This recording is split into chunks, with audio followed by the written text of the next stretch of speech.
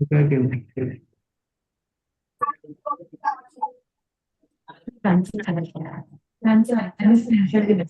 हे थांब नको मला एकदा. तुझं काय आहे? कुठं कुठलं तुझं हे पॅड कुठे आहे?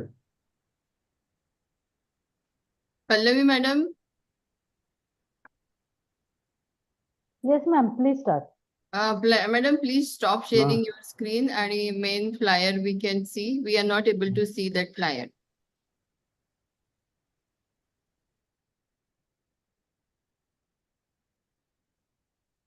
Pallavi madam, can we start now? Yes, ma'am. Please start. Please start. That flyer you want to display or you don't want to display? You will display No, it no. afterwards. Okay. No, ma'am. I'm displaying. Good afternoon, everybody. आज गुरु पुष्यामृत योग आहे. हा दिवस अत्यंत शुभ मानला जातो. या काळात ग्रहण केलेले ज्ञान अत्यंत फलदायी ठरते. तो welcome all of you to this monthly webinar conducted by IAP Palghar branch. Firstly, I just want to congratulate Dr. Hemant Joshi sir आणि अर्चना जोशी मॅडम यांना खूप खूप मनापासून शुभेच्छा. आणि आम्हाला त्यांच्याबरोबर काम करायला खूप आनंद वाटतोय, कारण त्यांना या वर्षीचे शिरोळे ओरेशन हे त्यांना महापेडिकॉन या मोठ्या कॉन्फरन्समध्ये दिले गेले आहे. हा एक मोठा मान आहे आणि हा मान आम्हाला सर्वांना त्यांच्याबरोबर काम करून किंवा we are proud to be associated with all of them. IAP Palghar. दुसरं अतिशय छान असं आहे, डॉक्टर निधी बारोत हिनी पोस्टर प्रेझेंटेशन केलं महापेडिकॉन या मोठ्या कॉन्फरन्समध्ये. आय कॉंग्रॅच्युलेट निधी बारोत फॉर दिस. आणि तिसरं आहे की आपल्या IAP पालघर ब्रांच तर्फे जे सेल्फ डिफेन्सचं वर्कशॉप आपण केलेलं आहे, ते वर्कशॉप आम्ही महापेडिकॉनला GMC नागपूर या माझ्या कॉलेजमध्ये जाऊन आम्ही सगळ्या मुलींना, मेडिकलच्या मुलींना ओरिएंटेशन प्रोग्राममध्ये तसेच नर्सेस स्टुडंटला आम्ही शिकवले. आणि त्या सेल्फ डिफेन्सच्या वर्कशॉप अटेंड करून आम्हाला सर्वांना एक पाठीवर शाबासकीची थाप द्यायला मिसेस अमृता फडणवीस आल्या होत्या. आणि त्यांनी हा प्रोजेक्ट पुढे नेण्यासाठी आम्हाला सर्वांना एक प्रॉमिस केलेला आहे आणि त्या नक्की स्टेट लेवलला किंवा नॅशनल लेवलला हा वर्कशॉप पुढे नेणार असं आम्हाला त्यांनी प्रॉमिस केलेलं आहे. तर या तीन गोष्टी आपल्या IAP पालघर तर्फे एक छोटी ब्रांच आहे, लेस दॅन 50 मेंबर्स, तरी सुद्धा आपण महाराष्ट्र स्टेट लेवलला तसंच आपण नॅशनल लेवलला आपल्या ज्या ब्रांचच्या ज्या ऍक्टिव्हिटीज आहेत त्या नोटिफाय केलेल्या आहे. त्याच्यामध्ये ब्रेस्ट फीडिंग वीक आपण जो सेलिब्रेट केला विरारला जोशी हॉस्पिटलमध्ये, जिथे doctor Archana Joshi madam, doctor Anuradha Palavankar madam आणि डॉक्टर वैभवी बारोत मॅडम या तिघींनीही आणि तिथल्या नर्सेसनी, लॅक्टेशन स्पेशालिस्टनी वेगवेगळे तऱ्हेचे एक छोटा प्ले केला होता. आणि वेगवेगळ्या तऱ्हेने आईनी मातेचे दूध किती महत्वाचे आहे याचे महत्व सांगितले. म्हणून आपल्या ब्रांचला त्याच्यासाठी प्राइज मिळालेला आहे. तसेच ORS डे साठी डॉक्टर जगदीश बडबडे सर आणि डॉक्टर अलका बडबडे मॅडम यांनी वेदांता मेडिकल कॉलेजमध्ये एक छोटा प्ले केलेला आणि त्याबद्दल सुद्धा आपल्या ब्रांचला ORS डेचा अवॉर्ड मिळालेला आहे. तसंच सर्वांना मी खूप आनंदाने सांगू इच्छिते की आपल्या ब्रांचला बेस्ट ब्रांच अवॉर्ड असं महापेडिकॉन मध्ये दिलेलं आहे. तर या सर्वांमध्ये आपल्या सर्वांचे टीम वर्क खूप महत्वाचे आहे आणि आपल्या सर्वांनाच मग मी कॉंग्रॅच्युलेट करू इच्छिते. Today we have a full bouquet of knowledge from doctor Shailesh Barot and team. सर्वात पहिले मी इन्व्हाइट करू इच्छिते डॉक्टर शैलेश बारोत सर यांना. सुरुवातीचे त्यांनी इंट्रोडक्शन द्यावे आणि त्यांची कलीग डॉक्टर लॅरिसा रॉड्रिक्स आपल्याला she will tell us about the rare complication of hepatitis A. Doctor Shailesh.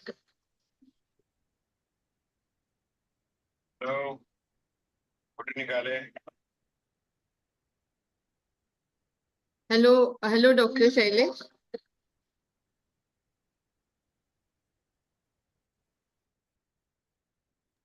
Hello.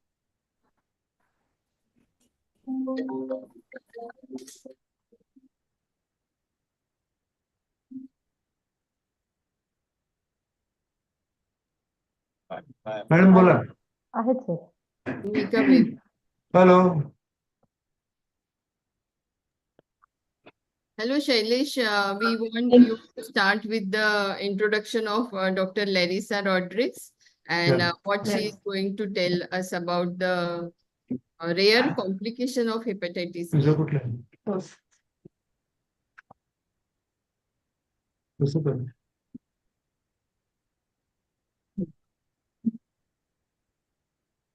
Madam can you see the screen. Yes, sir. We can see, and Dr. Shailesh Bharoth is Vice President of IAP Palghar branch. त्याने अंकुर hospital त्यांचं स्वतःचं hospital आहे आणि अंकुर हॉस्पिटलमध्ये विरारला जे hospital आहे त्याच्यामध्ये ते विविध कॉम्प्लिकेटेड केसेस सुद्धा अतिशय स्तुत्यरित्या मॅनेज करत असतात. डॉक्टर शैलेश, तुमचे केस बद्दल तुम्ही सांगावे. तर मी इथे काहीच करत नाही. मी फक्त यांना देखरेख ठेवायचं काम करतो. आमचे जे डॉक्टर लेरिसा डाबरे आहे, doctor Vaishnavi Dabre Rodrigues, not Dabre Rodrigues, she is married to Rodrigues. So नंदाखालची आहे सून म्हणून तिला रॉड्रिक्सच सांगणार, डाबरे नाही सांगणार. डॉक्टर वैष्णवी पिंपळे आहे आणि डॉक्टर ध्रुवी छेडा, हे तीन आमचे आता गेल्या 3 वर्षापासून आमच्या बरोबर आहेत. All of them are MD DNB. So and they do their job quite efficiently and nicely. So this time we are presenting 3 different cases. One is hepatitis A with rare complication of cholecystitis. Second thing is one ADEM we are presenting, and third we are presenting one Hashimoto's thyroiditis. So this hepatitis A, we have one hepatologist, Dr. Aniket Deshmukh, who is a passed out from Wadia, and then he was DNB from Jupiter Hospital. He is a hepatologist.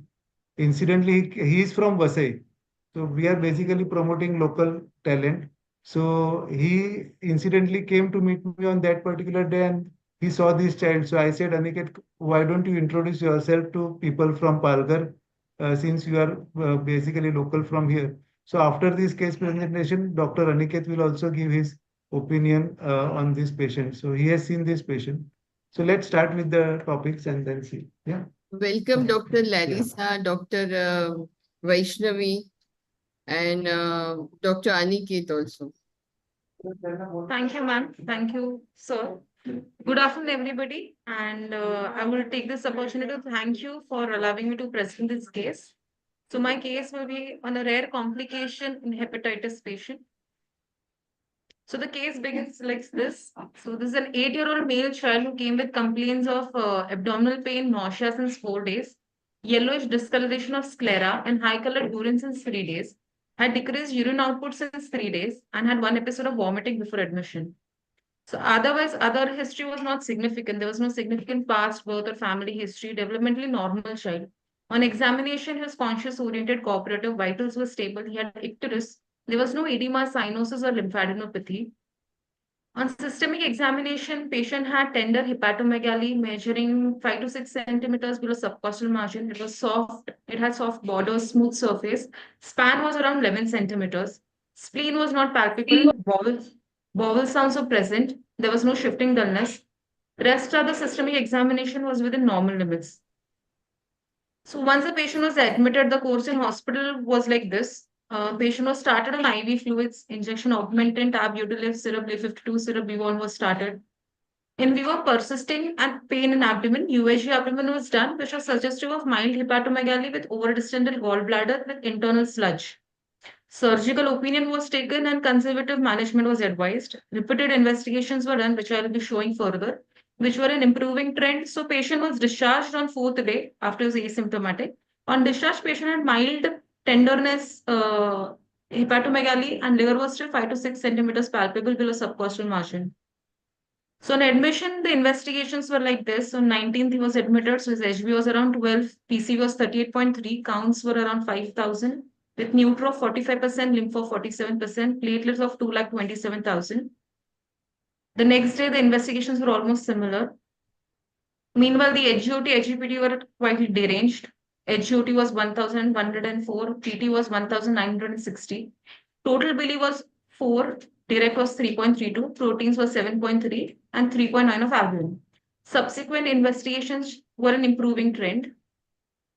Electrolytes were normal, urine routine showed bile sol, bile pigments of 4 plus, PTN was normal, G6PD was normal, and his hepatitis A IgM was positive. So he got an A on his hepatitis test. After discharge, patient came for follow-up after 5 days and complained of severe abdominal pain. Patient was readmitted and started on symptomatic medications. On examination, patient was vitally stable, icterus had reduced, but on systemic per-abdomen examination, patient still had a tender hepatomegaly. The size had increased. It was measuring now around 7 to 8 centimeters below subcostal margin. It had sharp borders and there was a lump palpable. Other systemic examinations were within normal limits. So now the patient had severe abdominal pain. We had given symptomatic medication. Patient continued to have pain. So we investigated him again and did a CT abdomen. Investigations were like this. HB was 11.9, PCV of 37.8, counts were 9,260, neutro 52%, lympho 45%. Platelet was around 4,17,000, CRP was 4.1. His OTPT, bili, everything had come down. PTNR was normal, proteins were okay. On CT scan, we noted this. There was a huge distension of enlarged gallbladder noted. So this is the arrow shows the enlarged gallbladder. It was pear-shaped gallbladder that was noted. The reporting was like this. There was mild hepatomegaly and significantly over-distended gallbladder without any hyperdense calculi, suggestive of acalculous cholecystitis. Over-distended gallbladder was causing a compressive effect on the ascending colon. So despite of giving symptomatic medications, patient continued to have excruciating pain and there was distended abdomen with poor oral intake. Hence, we had to give a stat dose of Dexa. Immediately after Dexa, within 24 hours, patient improved clinically. There was no pain. The pain had reduced significantly and patient was discharged after within 48 hours. So I'd like to highlight few cases. The complication of Hep A being acute acalculous cholecystitis is rare. It is not that common in pediatric age group. So there were few articles which we had to go through. We went through these articles. So most common causes of infectious acute acalculous cholecystitis or bacteria like Brucella, C. jejuni, Burnetti, Leptospira, yeast, and then viruses HIV, HBV, Plasmodium lumbricoides. But acute acalculous cholecystitis by Hep A is a pretty rare complication in which the person experiences worsening abdominal pain, progressive decline in liver function, hepatic encephalopathy, acute liver failure. Combination it for diagnosis, you require clinical laboratory and imaging everything together, and it can be pretty life threatening for the patient. Majority of the literature that we have, it concluded the same that management should be conservative. Rarely patient might require surgical management, cholecystectomy. Thank you. I'd like to ask Dr. Aniket Deshmukh to take over. And madam, if you allow, he would like to share his screen as well. Definitely, no issues. We want to learn from him. Yeah, good Thank afternoon, you. everyone. Thank you, Shailesh sir, Jayashree madam, and Palghar Academy of Pediatrics for this opportunity. In fact, I'm happy that I have this opportunity in being a Vasekar, being born and brought up Vasai. I'm happy to present my experience. Welcome One to second, I'll Palghar share this. Academy. Thank you, madam. Can you see my slides Yeah, it's a blank screen right now. Yeah, now? now we can just make them full screen. Yeah, now? Yes, yes. Okay. So, as I said, very well presented, Larissa. So, thus, I'm just presented 4, 5 slides on because she has covered a lot. And I will just touch upon the atypical manifestations of hepatitis A and why acute calculus cholecystitis, and just, and why this, the title. Because, when I was an SR in Vadia, I used to think, अरे hepatitis A आला चला काय नाही, ते stable patient असतात, आपण IV fluid द्यायचं आणि 4-5 दिवसात डिस्चार्ज जातील. But why it is a hidden minefield, I will let you know. So we all know that hepatitis A virus is a highly contagious RNA virus. It is usually spreads a fecal-oral route, and the average incubation period is around 28 days, approximately 15 to 50 days. The to be noted, atypical manifestations, and what are those I will show in my further slides. 14 to 22% of the children can have atypical manifestations, like this child had acute calculus cholecystitis. Per se, pertaining to this case, acute calculus cholecystitis, that is AAC, is seen in less than 1% of hepatitis A virus. It is very rare. And if you ask me, in the total cohort of acute cholecystitis in children, 50% of patients of acute cholecystitis can present as acute calculus. However, in comparison of adults, in adults you only see 5%, but pediatric calculus cholecystitis is quite common. So this figure tells us the natural history of acute viral hepatitis. We all see hepatitis A quite common. They are in spurts. So we all know they present at prodrome. Typical they present with fever, nausea, and vomiting. And nausea is the typical symptom, which is very important in acute hepatitis A virus. Usually they have this prodrome. Fever lasts for 3 to 5 days, and jaundice appears. And slowly, the jaundice disappears. And here you can see the transaminitis are usually in thousands. I always say, whenever the transaminitis are more than thousands, you have to rule out hepatitis A virus and hepatitis E virus, and always send hepatitis A and E IgM, never IgG. So usually the transaminitis are high, and they slowly taper over, and jaundice and transaminitis settle over 8 to 16 weeks. So this is a natural history which we all know. However, this spectrum of acute viral hepatitis is, as a general pediatrician, we all should know that they can present like this. So we saw the acute viral hepatitis, which is the mild. However, which we saw 9 to 22% can have a typical presentation, out of which the most severe one is ALF.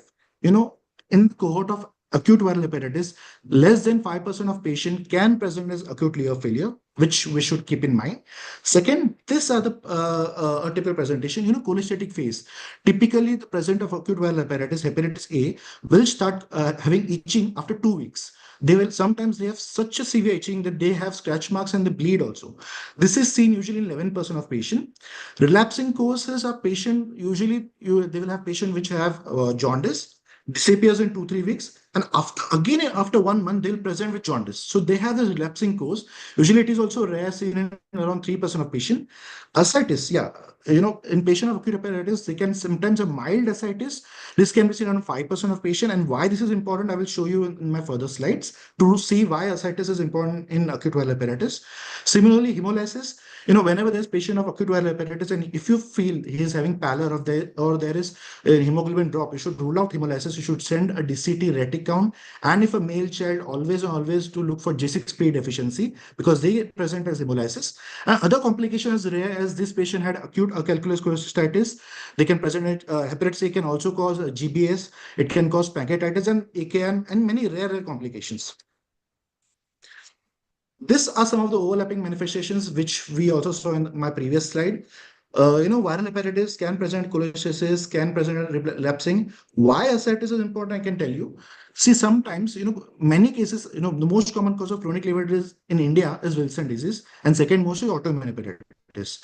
Sometimes they can be undiagnosed, they won't be diagnosed, and they present with acute manifestation. Like there are two causes: acute deterioration because of hepatitis A, and chronic might be any chronic liver disease like Wilson or AH.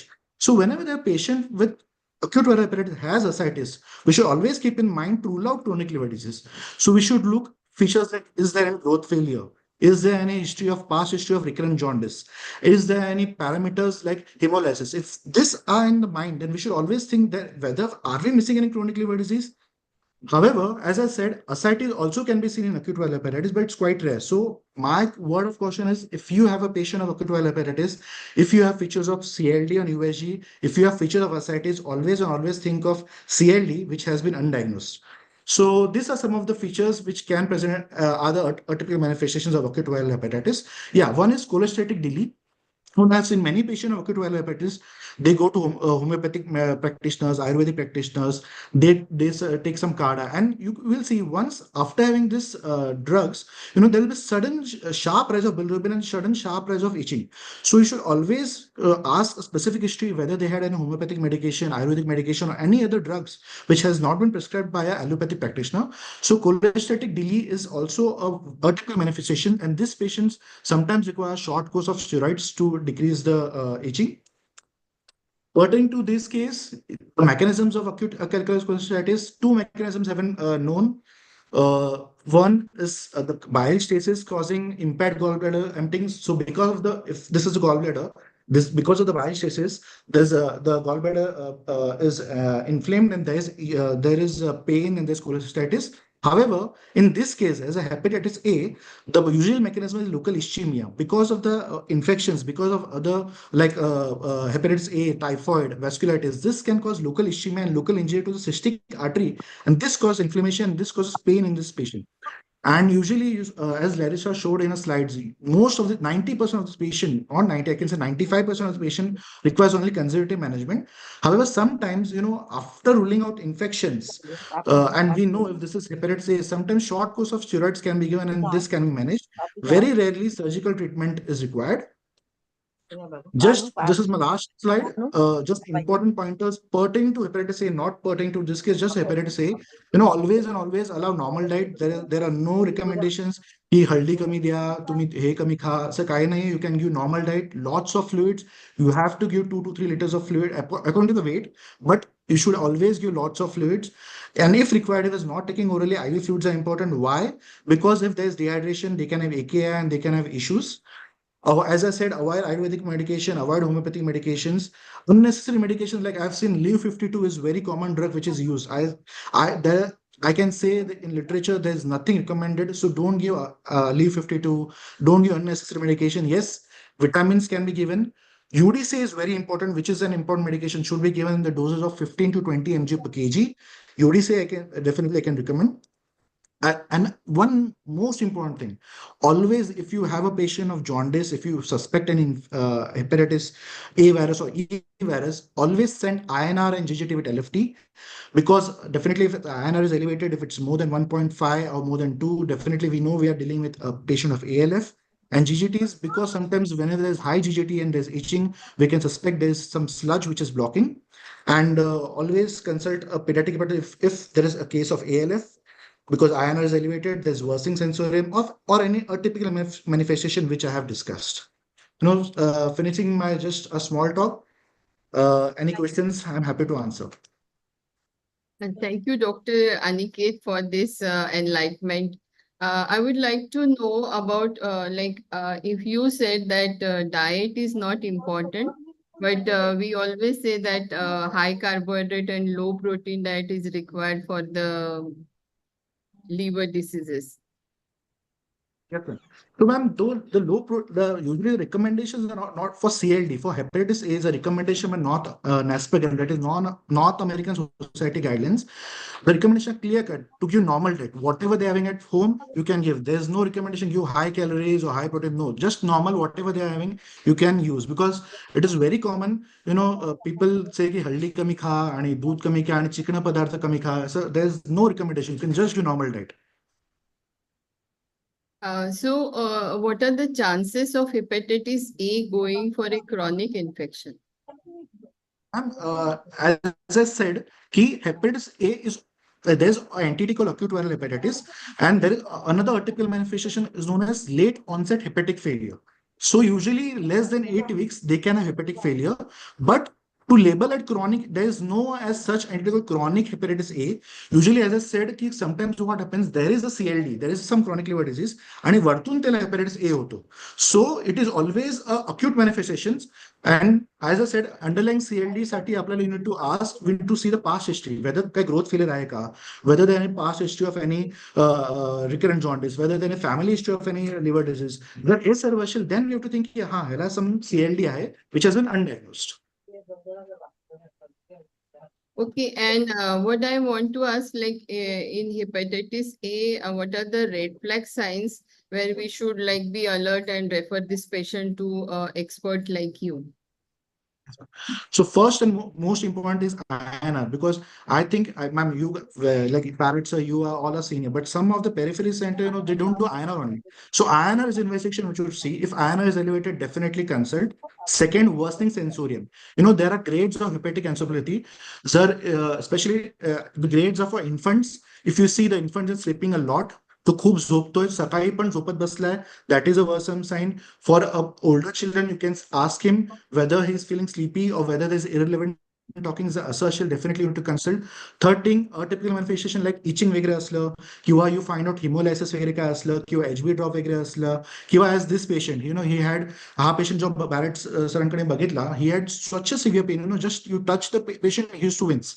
So असं काही symptom असले, definitely you need to consult. And as this patient was managed quite well, conservatively managed केलं, but still he had pain, so we give a short steroid, and he recovered. Dr. Chitra Kulkarni has asked that clinically, how can we differentiate between hepatitis A and hepatitis E? Ma'am, this question I actually doesn't have a specific answer, because clinically you can't differentiate. But yes, hepatitis A in children is very common. I can say 80% hepatitis A only, hepatitis A 20%. Hepatitis E G असतं ते normally pregnant मध्ये असतं. Children मध्ये hepatitis A is the most common cause, and to differentiate clinically is not possible. Whenever you feel there's a case of acute hepatitis, to send both and only IgM, never IgG. So, how much like in vaccination? How like what are the percentage we can prevent by giving vaccine, hepatitis A vaccine? Good, that was a really good question. We have been trying. I had also approached our IAP, Maharashtra IAP team, that hepatitis A should be in the government schedule, because that vaccine, it has shown that after giving vaccination, 95% infection can be prevented. And as I said, we have vaccines, so definitely it should be given. But yeah, I have seen some cases which have been vaccinated and they still had acute viral hepatitis, but not liver failure. They had mild infection. But yes, as a vaccine, which all should tell, should all vaccinate all children. This is, and government should include it in the national immunization schedule and IIP schedule also. That's a very important message. What is role of silymarin? Sorry, ma'am. Silymarin. Ma'am, all this medication, there are so many medication. Leo 52 hai, Silamarine hai, Lola, L-arginine, allergens. There's nothing recommended. Hey, sir, medication is proven nahi hai, and no need to give this medication. As I said, only vitamin. You can give vitamin A to Z, any vitamins you can. UDC is very important, and diet, normal diet सांगायचं त्यांना. Because काय करतात, ते diet restriction करतात, and because of that dehydration होतो आणि AKI वगैरे बसतं. So that is important. Because Silamarine, L-arginine, Leo 52, हे सर्व, nothing is recommended. In fact, I had seen one patient, तो पेशंट लिव्ह 50, तुम्ही जर लिव्ह 52 बघणार ना, त्याच्या कंटेंट्स मध्ये काय काय हर्ब्सचे नाव आहेत, ते विचित्र नाव आहेत. आणि I remember that patient, he was acute hepatitis A, त्यांनी लिव्ह 52 घेतली आणि ते अचानक जॉन्डिस पडायला लागला आणि एवढी खास करत होता की रात्री झोपत नव्हता. Ultimately I need to give him UDCA, आणि आम्ही नॉर्मली सिव्हिअर इचिंगसाठी I don't recommend it for you guys, पण रिफॅम्पेसिन देतो आम्ही. सो त्याला मग ते द्यायला लागलं, मग जाऊन त्याची इचिंग कमी झाली आणि मग जाऊन जॉन्डिस कमी झालं. So I don't recommend anything. Okay, sir. Thank you. Thank you madam. Any questions?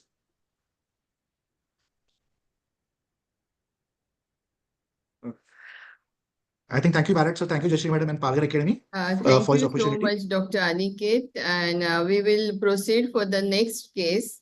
Yes, ma'am. Next case is from Dr. Shailesh Barot team, Dr. Vaishnavi.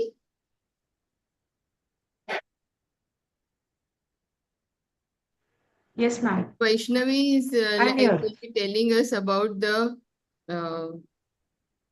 treatable cause of hemiplegia in infant. Dr. Vaishnavi. Thank you so much for the warm welcome, ma'am. I'll start sharing my screen. Yes.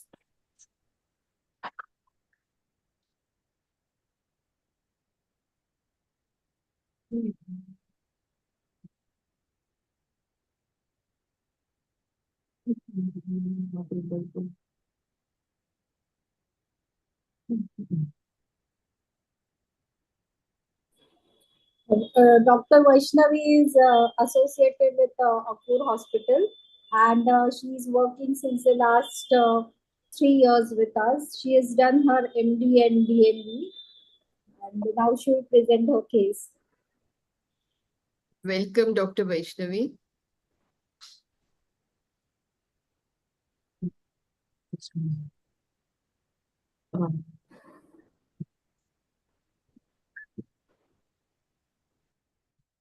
Is it visible, ma'am? Yes, it's visible.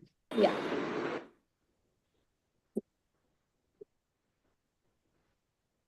Miss Vaishnavi, your slides are visible. Yeah, now it's full screen. You can start. So I'll be talking about infantile hemiplegia.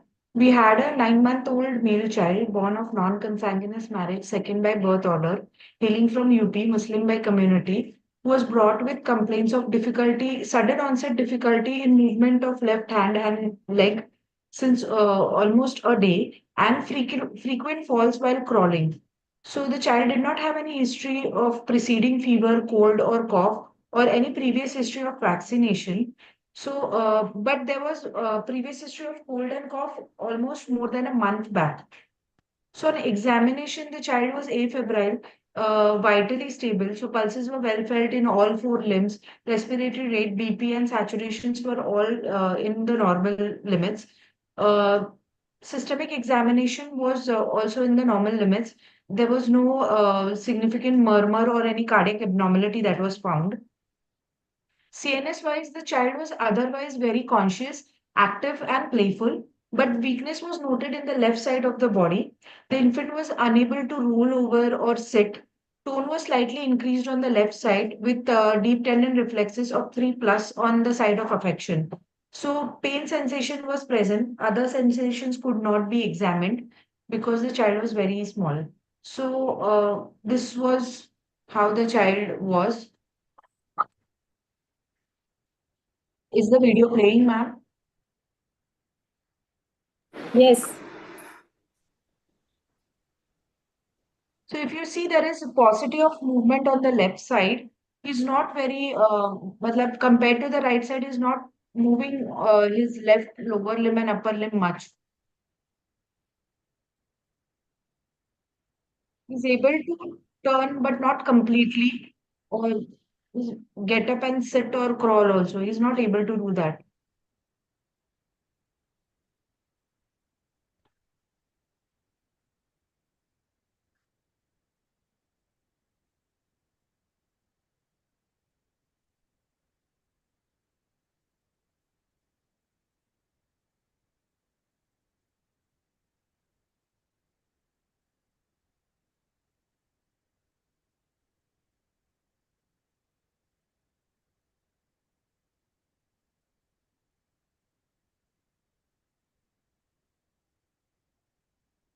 So we had gotten an MRI done in view of the above findings, which showed a lot of multiple hyperintensities, rather like shadows, fluffy shadows everywhere. If you can make out, there is one in the parietal lobe, just above the insula.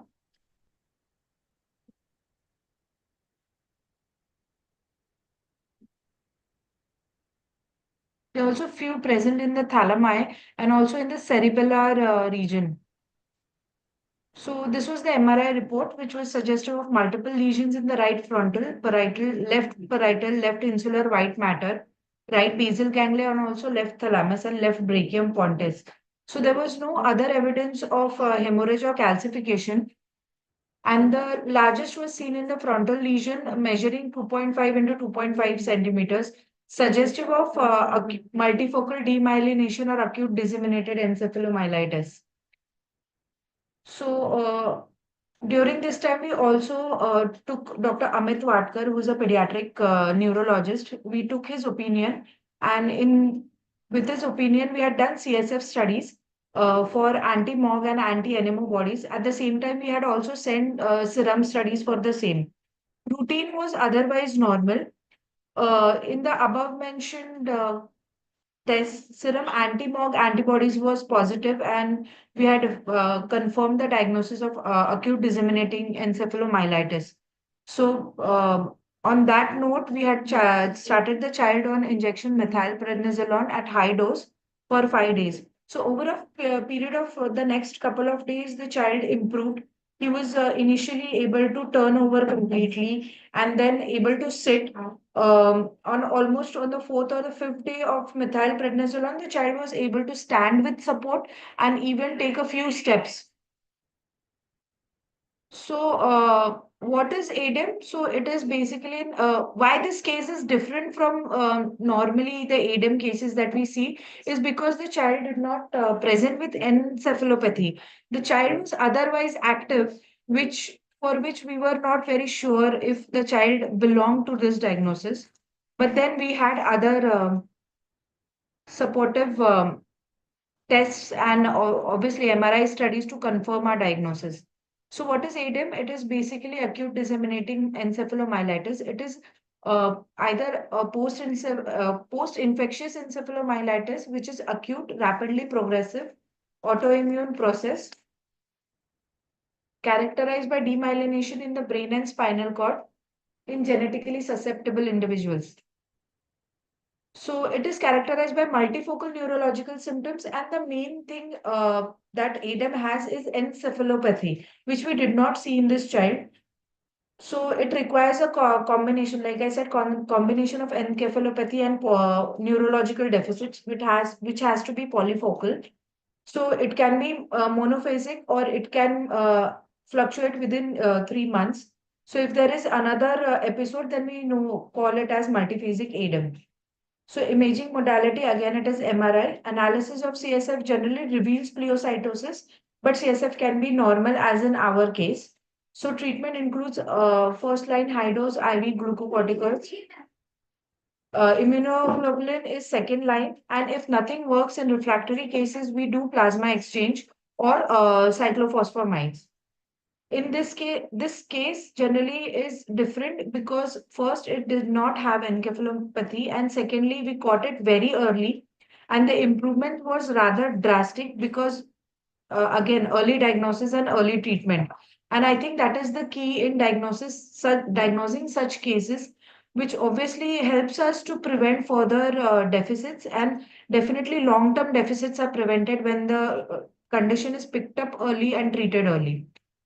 I would like to invite Dr. Amit Watkar, sir, to further elaborate this case and also ADEM versus multiple sclerosis and other MOG associated conditions. Thank you. Welcome, Dr. Amit Watkar. Welcome, Dr. Amit Watkar, sir. So, are you able to hear me? Yeah, we are able to hear you, sir. No, your voice is not, it's not audible. Now you are able to hear. Now, yes. Yeah, so initially, I think 2 months back, we had presented one case with ADEM. I think it was from Vasai, where the child had typical presentations. There was fluffy shadows here and there. We treated and the child recovered well. So in ADEM, what we say as encephalopathy, it's an essential criteria most of the time with ADEM. But as we know, in these autoimmune diseases, whenever an antibody is generated against any viral illness or something, those antibodies in this learning phase of a body, especially in pediatrics, always try and find out an alternative target and go and attack them.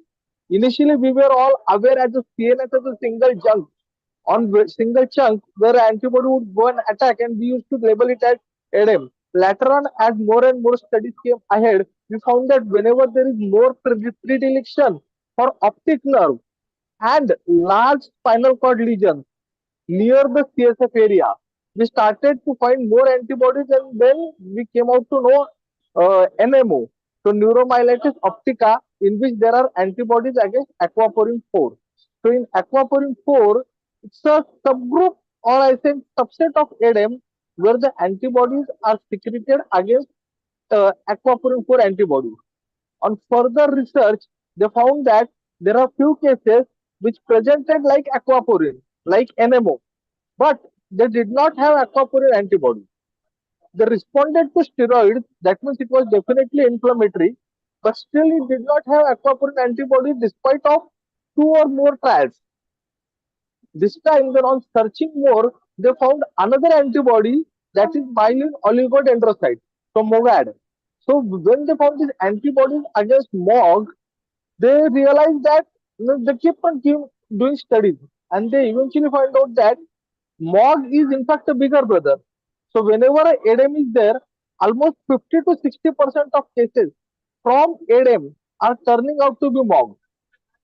And MOG can have even an optic nerve involvement as well as large spine involvement. So MOG has two or three different features.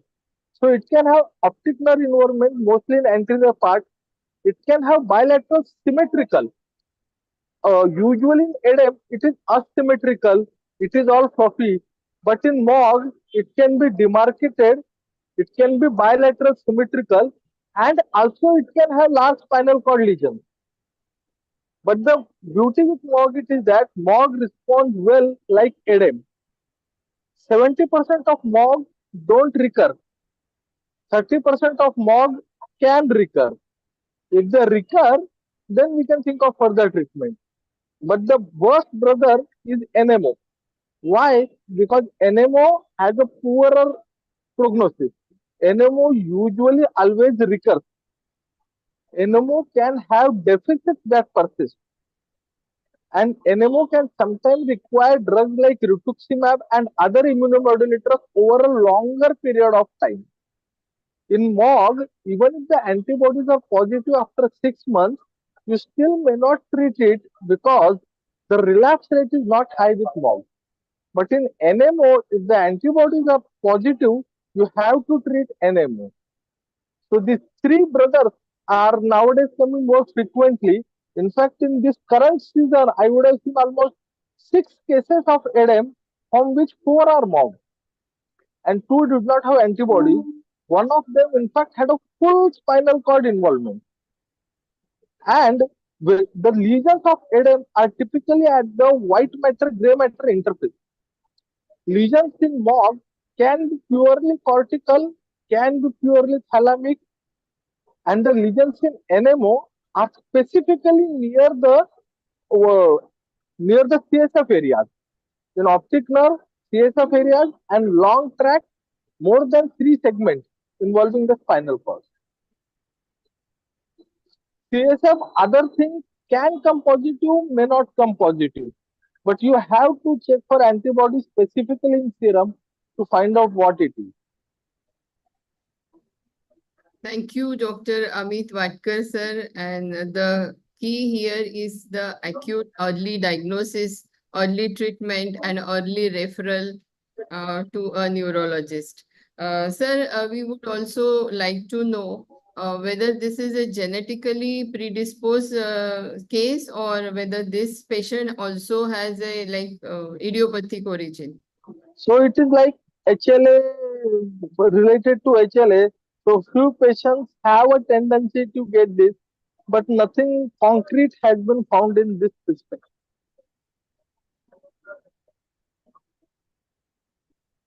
Thank So you. it's like any other antibody disease that whenever someone gets a streptococcal infection or glomerular nephritis, we do say, na, so these are few HLA markers which are found in these cases. It is more commonly, but we can never pinpoint exactly why this kid got or why this kid did not get. The similar way. So it's just like a learning phase of a body where few soldiers forgot their way, and unfortunately we will have to decrease them to improve. So do you think that it's because of the COVID which was there, we are getting No. more cases? This was even before COVID. Yes, we have started recognizing more now, started working more on antibodies. So it was even before COVID. We have started finding out now more and more. So there are many receptors, many targets in our body. We don't know all of them. So initially what we were labeling as idiopathic ADEM or maybe multiphasic ADEM, now we are getting in more specific name by labeling them, whether it is NMO that is recurring or whether it is MOGAR that is recurring or whether it is MOGAR with a monophasic presentation or MOGAR with a multiphasic presentation. So we are becoming more and more aware of the antibodies and the receptors which are playing a role.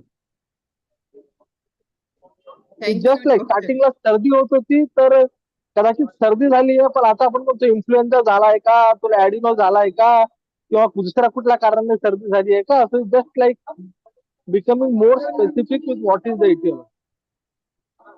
ते पण खूप चांगलं आहे आणि we will find out the cause in few years to prevent the disease. Thank you, Definitely, Dr. Palghar. Yeah. Thank you.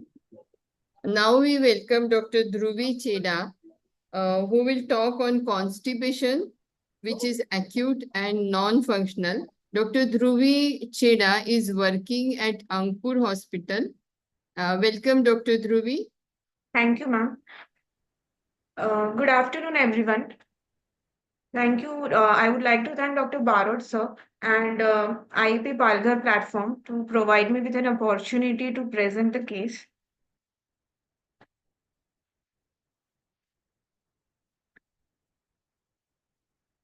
Ma'am, is the screen visible?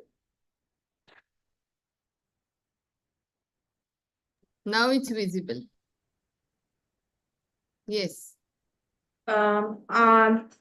This is the case that describes a 4-year-old girl who was previously normal, presented to our OPD with the complaints of mild abdominal pain for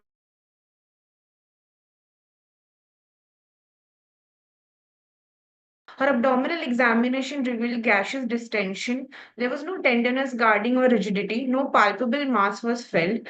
Her cardiopulmonary, neurological, and musculoskeletal assessment was normal. She had achieved all developmental milestones appropriate for her age across all 4 domains. On plotting the anthropometric data on the growth chart, it was like her height and weight for age fell on 3rd percentile. The patient was treated with PEG oral powder on OPD basis initially, but on further follow-up, she had started to pass regular small quantity normal consistency stool, but however, her abdominal distension persisted. On further investigations, to investigate further for organic causes, since the distension did not settle down, X-ray abdomen erect and USG of the abdomen was performed, both of which revealed loaded colon. So, in light of the above findings, we sought the help of our pediatric surgeon, Dr. Amol Nage, whose opinion was taken and who noted that the patient did not have any pain during defecation or did not have any anal malformation or any bleeding per rectum, had gush of stool on digital rectal examination. Her family was positive for family history was positive for hypothyroidism in mother, father, as well as the paternal grandmother.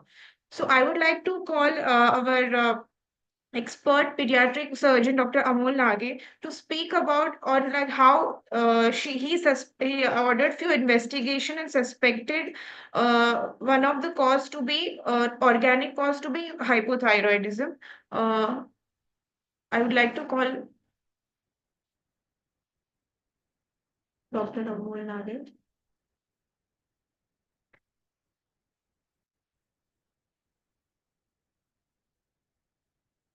Welcome, Dr. Amol Nage, sir. Sir, you have to speak. Did you join? Okay, thanks.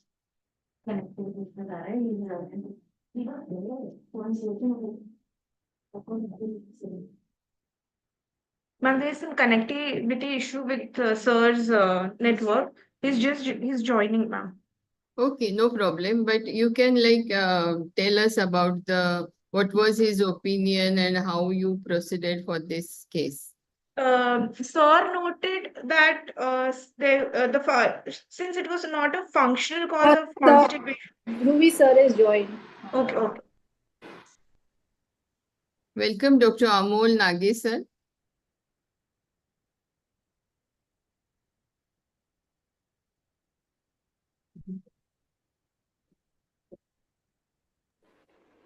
Amol sir, unmute yourself.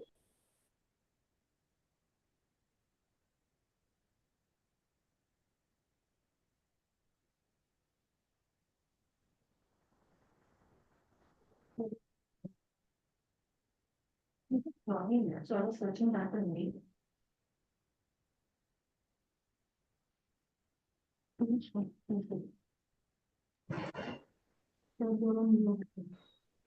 Amol sir, you are on mute right now. Sir. Dr. Amol, please Sir, unmute yourself. video Dr. audio. Amol.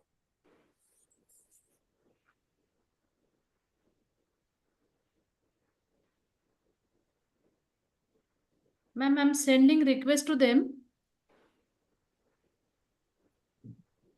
I think he is not on in front of The network issue is there. Yes, ma'am. So, Dr. Dhruvi, what is your opinion? What was his opinion? You can tell us.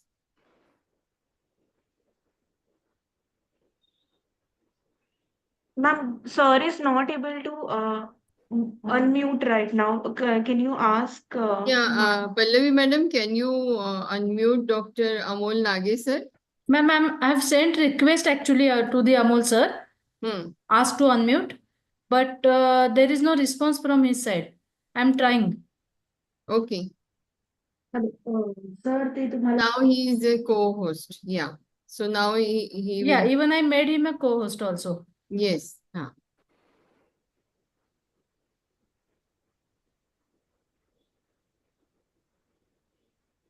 Amol sir, are you there?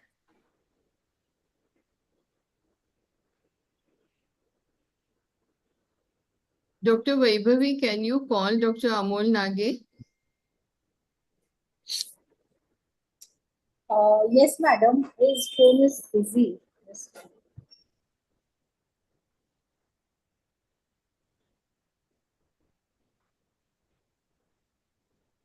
हाँ sir.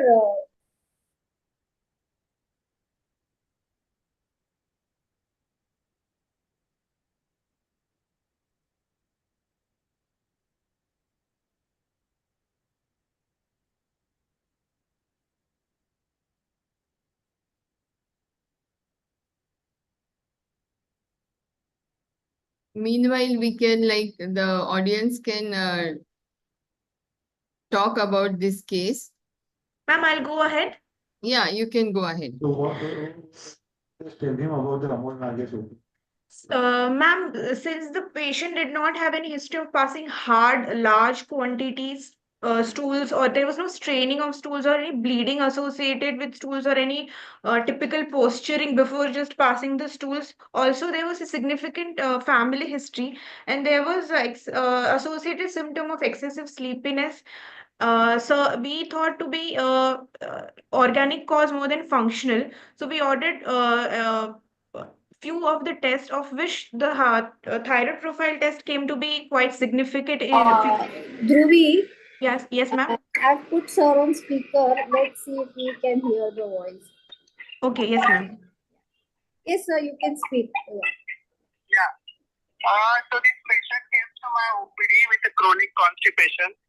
Whenever any patient with chronic constipation comes from pediatrician, we generally try to palpate the abdomen, do a rectal examination, try to rule out fissure as a common etiology, and ask all the etiological factors which are the responsible for constipation. So these people are already on laxative. Pediatrician has already been tried all sort of dietary measures. While examining, certain things strikes in my mind, because child was very dull, lethargic. You were not doing rectal examination. She has not cried. I checked her. The blinking pattern I found was abnormal. And when I asked parents, they said that since 15 to 20 days, child is excessively sleeping. And in 1 minute, the child was hardly able to blink for 2 or 3 times. So that made me think could be a thyroid, could be a etiology. Then I asked the parents, and said both mother and father, I guess, they were having thyroid issue. So immediately I consulted sir and said, sir, we'd like to evaluate for thyroid. on a postnatal TSH. Many of the time pediatrician do TSH is normal and then the child is being labeled that he is a youth thyroid. But this was a surprise for us, even if that postnatal TSH was normal. On the investigation, it was found to be the hypothyroid variety. So I would like to just tell everyone, not every constipation is just surgical related, fissure related. We have to rule out medical causes first, then and then you can think of Hirschsprung or fissure as an etiology. Thank you. Okay, thank you, sir. Vaibhavi, can you summarize what he said, because the volume was slightly low. We were not able to understand fully. Okay. This patient was referred to Dr. Amol Nage sir for chronic constipation. While examining, sir noticed that the child was excessively sleepy. She was not able to open her eyes in 1 minute or so. She could blink only 2 to 3 times when she was sleeping very excessively. And while taking history, sir noticed the mother and father both were hypothyroid. And the child was also very listless and lethargic. So, sir thought it could be hypothyroidism and consulted Dr. Barot and we did a TSH. But this child, since the mother and father both were hypothyroid, in the neonatal period, her TSH had been done, which was normal. So, like since the TSH was normal, the child was labeled as euthyroid, and in the future they were consulted for hypothyroidism. So, just because of this excessive sleepiness and the mother and father being hypothyroid, we got a TSH done, and then this the TSH was high in her, and then sir said ki not necessarily ki every time the chronic constipation is surgical, like fissure or other things. We should first rule out the medical things also. That's it. That's a very important message. And we do normal screening of thyroid for the newborn period. Can we go for like cord blood, or third day is important, or 7th day we should do screening of TSH? Ma'am, cord TSH, most of us don't do it. But if the mother and father are significantly hypothyroid, we go in for a cord TSH also. But then after that also, we repeat the TSH after 1 or 2 weeks. Yeah. That's very important message again, because cord blood TSH may be high because maternal hormones play the role. We have to test TSH on 3rd day, as well as if there is a very high rise, then we have to repeat it after 7 days and then label the child, because every 24 hours, if the thyroid hormone is less, there is a permanent damage which happens to the child's brain. So thyroid is the most important hormone, and I think government also is now asking every gynecologist or pediatrician to do this thyroid screening. Thank you. Thank you, Dhruvi Cheda madam and Dr. Vaibhavi Barot madam for these excellent cases. And thank you, team Ankur. Excuse me. Yeah, sir. Hello, So sir. what I would like to add Yes, is sir. that, are you able to hear me clearly? Yeah.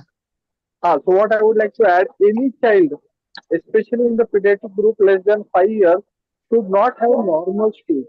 The stools should be soft and mushy. Because normal stool is a norm for older children and adults. For children, the stool It's a should be presentation. always soft. What is it? Hello? येतोय sir आवाज. त्याच्यामुळे whenever you get a history that my child passes stools once in 2 days, my child passes stools once in 3 days, always try and find out what is his feeding pattern. This milk is the most notorious thing that causes constipation, that causes decrease in the volume of stools. And so we have to always stress that whenever the child is older than 1 year, 2 years, maximum the child can have is 2 cups of milk, not more than 2 cups of milk. Remaining all the food has to be substituted by vegetables and fruits. So the consistency of food is very important. and admit this thyroid, what I would always suggest that whenever you are asking for CBC, if no previous TSH is done, always ask for one test TSH, because this is the one thing that is preventable cause of psychological delay, physiological delay, and if we treat TSH, the child's life becomes wonderful. So always keep these two things in mind. Thank you. Can I ask one thing? बरं, Was there एक- growth failure in the child? Yes, sir. Yeah. So as a pediatric hepatologist and gastroenterologist, just one point I need to, just one point, always and always see the growth. If you have a child with chronic constipation, there is growth failure, think about, thyroid, you have to take proper, this is very, very important point. I think very well managed by Barrett Madam and Amol sir. So one thing, always see growth. There is growth failure. Think about thyroid or any other cause. Like there in Hirschsprung, there'll be history of recurrent loose stools. There'll be history of still growth failure. There'll be something history. So that is very important before labeling as surgical cause. Because chronic constipation is quite common. I can say, for in my OPD for chronic pain in abdomen, I can say 7 out of 10, 7 patients are chronic constipation. One simple investigation I will just tell you. Just palpate. You can feel fecolates sometimes. And if still fecolates are not there, you can just do a plain X-ray abdomen and see if there are any fecal loading or not. That's it. No need to do any other investigation. And yeah, if there's growth failure, rule out thyroid. It is very important. Yes, celiac disease is also an Anjali important has cause. asked, Yeah, I saw that, ma'am. how about Celiac is celiac disease with growth failure? Yes, definitely. Celiac, as Gokan ma'am said, yes, celiac disease is also an important cause of constipation. It can come as recurrent loose stools also. It can come as constipation also. So whenever you find a child, when there is some growth failure or when there is refractory iron deficiency anemia or some refractory anemia, or if you find a child is from north, like if you'll see he's from northern belt, his relatives are in Bihar, UP or sometimes I have seen patient in Maharashtra also, but it's quite rare. But if you feel there are some positive pointers, then you should definitely rule out celiac disease. It is also very common. It can present as constipation also. Very well said by Gokana madam. Madam, there's a twist in the case. I will invite Dr. Rajesh Joshi sir to enlighten about the case. Welcome, Hello, Dr. Rajesh Joshi sir. yeah, can you hear me? Yeah, we can hear. Yeah, so there are certain important things I need to tell about congenital hypothyroidism screening. Yeah, which was, I just heard it being discussed. It can be done on cord blood. And then the other sample that you can use is in a day of life 3. Do not do in the first 2 days because there is a physiological surge in TSH, but you can do it on the cord blood. Okay, so usually, that is an yes, important message. So cord yes, blood is allowed. We are allowed yes, to do TSH on cord blood. right. Hmm. Then you have to treat within the first 14 days of life, because then there are chances the IQ points may decrease after that. Okay, so many a times, and since many of us are now doing congenital hypothyroid screening, whenever we get such patients, it is very natural for them to say, पण आम्ही ना जन्माच्या वेळेला केली होती तेव्हा thyroid normal होतं. Remember, that is a congenital hypothyroidism which we are screening. And what this girl had was acquired hypothyroidism. So there is no relation of that thyroid screening with what the child has now. This is acquired because of antibodies. Yes, Okay. ma'am. This girl's TSH was normal. That was done on day 3 of life. So. Yes. So this is acquired, which can come later on also. Nothing to do with congenital screening. And the most common cause of acquired hypothyroidism is autoimmune hypothyroidism, which is Hashimoto's thyroiditis. It is usually seen after 3 years of age, not usual in the first 3 years of life. Yeah. Other causes of acquired hypothyroidism, though rare, is a congenital hypothyroidism, which is diagnosed late, like ectopic thyroid. Yeah, where the thyroid hormone may be sufficient for the initial 4 years, but as the child grows, that thyroid hormone becomes insufficient for the growth. And then it comes to light because of a growth failure. Yeah, and then there are other very rare causes like radiation and drugs, which also cause acquired hypothyroidism. Important to note that now we are treating many children with MDR TB. So a child who is taking PAS and ethionamide also is prone to have hypothyroidism. And with these drugs, the thyroid functions also should be checked periodically. Hello? Yes, sir. We are able Yes, to hear yes. you. Yes, sir. Thank you. And as has been discussed earlier, there are certain subset of patients like Down syndrome, Turner's, Klinefelter's, Williams, on whom thyroid function should be preemptively done, though they do not have features suggestive of hypothyroidism, because the incidence of hypothyroidism is much, much greater than the general population. Thank you. Thank you, sir. Thank you so much for clearing many doubts.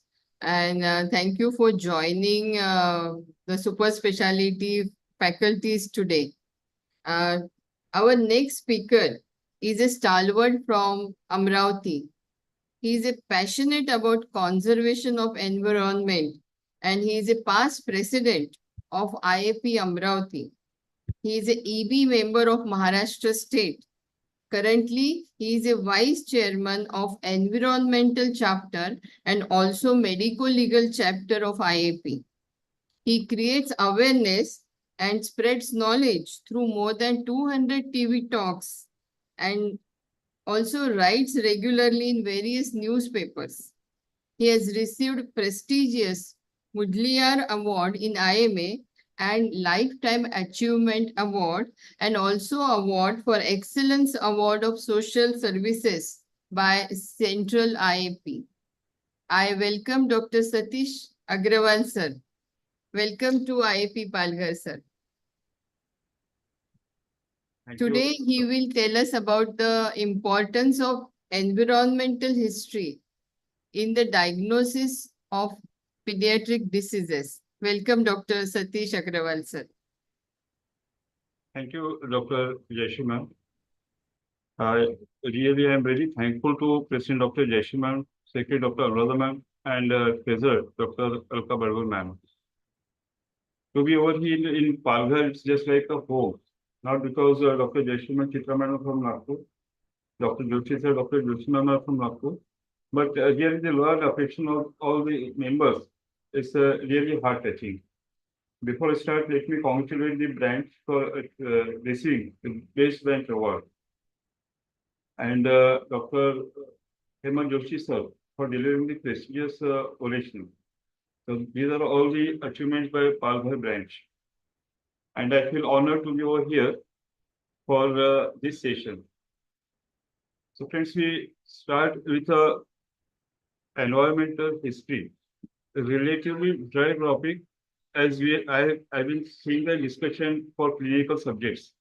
But believe me, I won't be very long, won't be copy paste. It is just a short talk, but just to sensitize about the environment issues and how the environment affects the child health, especially the history. It's very important. Ma'am, may I share the screen? You can. You are a co-host now. You can share the screen.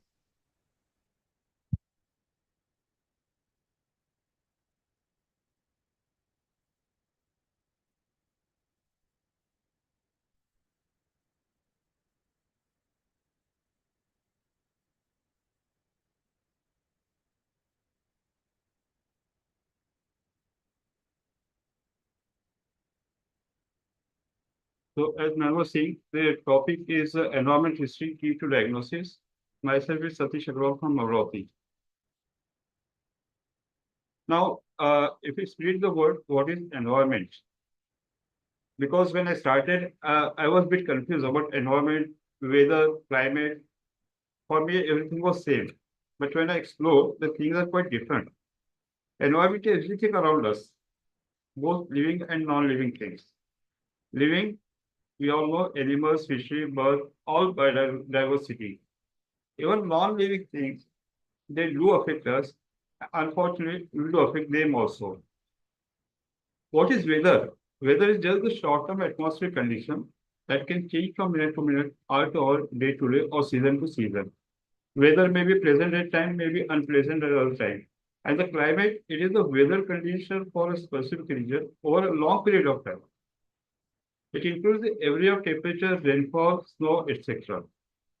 Why we are discussing this? Because there is a very known entity in environmental issues, what is called as the climate change. So that is why just to differentiate between all these terminologies, environment, weather, and climate. Other one is medical history. I know I'm in the audience of very elite people, so no need to tell about this, but just to revise why medical history is important. Because it's a very important part of medical process, and it helpful for diagnosis, treatment, building trust, and to allay patients' concerns. Why am I including this? Because as far as the environmental issues are concerned, patients are very much concerned, especially the relatives. Hence, we need to take everything into account.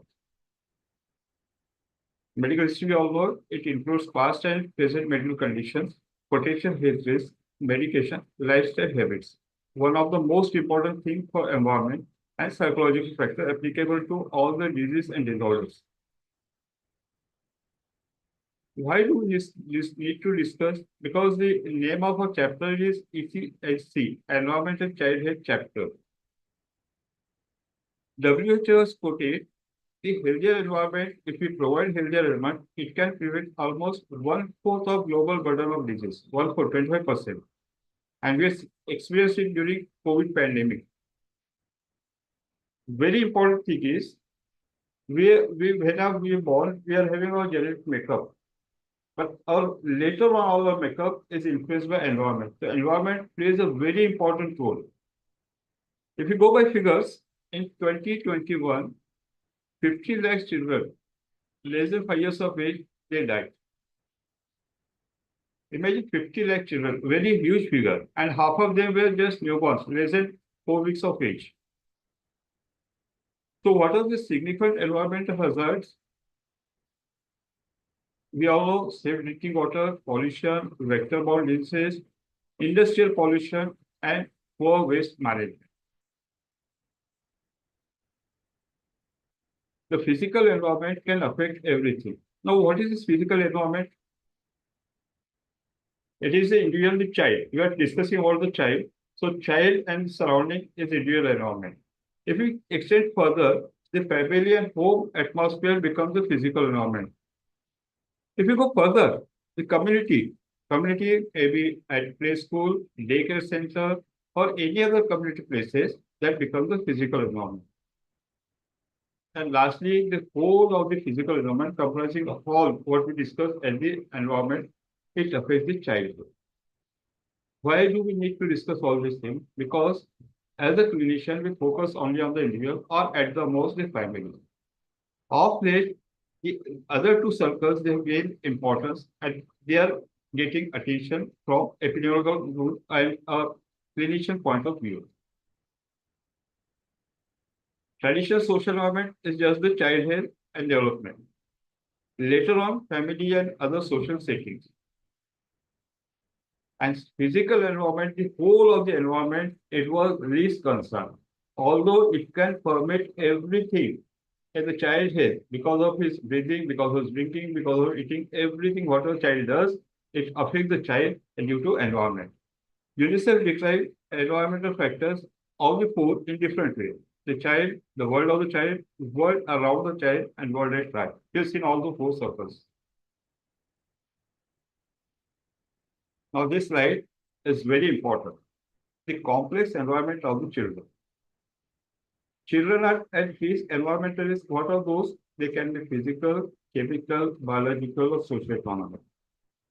Settings. Do they make any difference? Surely they do make a difference. Urban and rural children, they face different epidemiological problems in different settings. As I said, home, school, outdoor areas, workplace, they do make a difference. Workplace, like if the child himself is working or he's carrying what his father is doing at work. So all the pollutants he's carrying with him, it becomes an environmental hazard to him. What are the media through which he may get affected? Anything to which he is exposed. He's breathing air, he's drinking water, he's eating food, or anything which is applicable to his body, any object will cause environmental exposure. And what are the determinants? All his activities and behavior. As I said, eating, playing, drinking, everything. This is most important. We are the pediatrician and we are proud, we always feel proud to say we are the best clinician in the world because we treat the changing age. A diagnosis, treatment, management, prognosis, everything changes according to the age. So as far as the environmental issues are concerned, our children, they are more vulnerable. You see, breathing rate is more. So water they are inhaling. So because of the high breathing rate, they are inhaling more. Body mass height relatively high. The surface area of the child is relatively higher than the adults. Gastrointestinal skin absorption is high as compared to the adults. Metabolism, because a child is anabolic in character. And because of growing development, he lives longer. So water exposure is there. He has to face for a long time and for a long period of time. Affects all the organs, all the system, every function of the body, and especially growth and development. How does it? Because as Jaishiman said, there is an article in Marathi on every Thursday in local newspaper, and today's article was on lead poisoning. Because third week of October is observed as the International Lead Poisoning Prevention Week.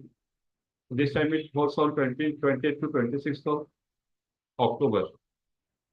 So lead itself is a pollutant which affects the developing brain of the child. The effects are slow but long-lasting, especially growth, development, cognitive functions. So everything we need to take into account. And what do they find? Where it was a lead? They found that lead was more in kajal, surma, kaul, or even the eyeliner. And US FDA has banned all these as a dangerous substances. We all know children are not little adults, many adults. Why? Because they have different and unique exposures. Dynamic developmental physiology. As I said, as the age is changing, all the internal organs are changing, the physiology is changing. Windows of vulnerability. What does it mean? In infantile age, in toddler age, school-going age, adolescence, and during pregnancy. These are all the windows of vulnerability. If they get exposed to the environmental hazard, the effects are more severe and long-lasting. Because of their longer life expectancy, they will be carrying this exposure for a long time, and they will have effects for a longer period of time. The last slide, what does it mean? Dependency upon adults. Because they can't take their own decision, even if they're suffering, they can't make any decision, and they depend on the adults. This I came to know today only while I was exploring the subject. Every child is exposed to at least one climate and environmental hazard. Who says it? None other than the UNICEF. Now, environment-related hazards to children's health. These are the traditional environmental hazards we all know. Sanitation, unsafe water, hygiene, pollution, lead poisoning, I discussed. Vector-borne disease we all know, especially mosquito-borne, and intentional injuries. But problem doesn't end over here because newer environmental hazards are emerging, like climate change. I discussed it. Urban versus industrial pollution, ambient air pollution. Unfortunately, out of 100 cities in the world, most polluted cities, most of the cities, they fall in India. And the worst affected pollution is of children. As I said, because of their size, because of their breathing pattern, and because of their exposure. Unsafe use of chemicals, pesticides. They can pollute because of the natural or because of man-made. The industrial effluents, they are just left in the landfills, they pollute the soil, and we face the consequences. Persistent organ pollutants, endocrine disruptors. One of the most important factors which we need to take into account, especially in the cases when the incidence of PCOD is increasing. And what is this common? This common shows that most of the children in low and middle income countries, they are suffering from both traditional as well as emerging. Now we come to the topic, what is the importance of environment history? We need safe and healthy environment for good health. And most of our food, water, fuel, they come from directly or indirectly from the environment. Here we all know warmth, timber for building, they all come from nature. So if we take good environment history, we identify the exposure to contaminants. Many environmental diseases, they have non-specific symptoms or manifest as common medical problems. What is symptoms of lead poisoning? What called as a plumbism? Very non-specific. Pain in abdomen, cramps, headache, irritability, and later on, as the disease progresses, then all the cognitive functions, they get delayed. But commonly, all non-specific symptoms manifest as common medical problems. Hence, correct and detailed environmental history is important. If we identify the hazards, we can prevent the disease occurrence. If it is treatable, we can treat the disease. Otherwise, we identify it as an idiopathy because we don't find any other cause for that. Hazardous substances may be explored and the children may be saved by avoiding that exposure. Now, what are the common pollutants or hazards, environmental hazards? Anything and everything which we are related in our day-to-day work. An environment history can help clinician determine if an injury or illness is work-related. What is the environment contaminant? They are found in air, water, soil, in products used in home, school, childcare, anything and everything I'm saying. Now see the list. Cleaning and personal care products, they may be contaminants. Candle, incense, they say what we call as a kaso chap agarbatti or kachwa chap agarbatti. If you burn that, it amounts to smoking 100 cigarettes. So if the child is suffering from respiratory illnesses, is having recurrent respiratory illnesses, you need to explore such environmental history. Heaters, fires, motor vehicles. Motor vehicles, you all know, they do emit carbon dioxide, which is pollutant. Industrial emission, just discussed. Now, prevention. The main aim of our environmental history is to identify the hazard and make prevention. Now, prevention will occur at 3 levels: primary, secondary, tertiary. We all know primary prevention is the gold standard.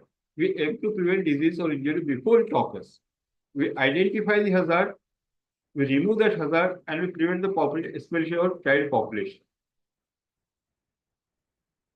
No need to go into details for preventing all this waterborne diseases. We boil the water. Vaccination for vaccine preventable diseases. Insecticide treated nets for malaria. Secondly, it aims to reduce the impact of a disease or injury that has already occurred. It has occurred, but not to reduce the impact of a disease. Now, children who are exposed to lead, they are blood testing routinely to determine the blood lead level. One of the studies at Chennai, they said that less than 19 years of age, at least 20% of children, they had high levels of lead. And with these high levels of lead, their IQ was decreased to 4, quite high. Tertiary aims to soften the impact by improving quality of life. Disease has occurred, person has suffered. Now, just to soften the impact by improving quality of life or suffering, it is a tertiary prevention. Like use of anti-inflammatory medication in asthma and chelation therapy for increased blood lead levels. Now we come to what is called as a PEH, pediatric environment history. What is the aim? And I make it clear that most of the materials from WHO has devoted a great part in PEH, what is called as the pediatric environment history.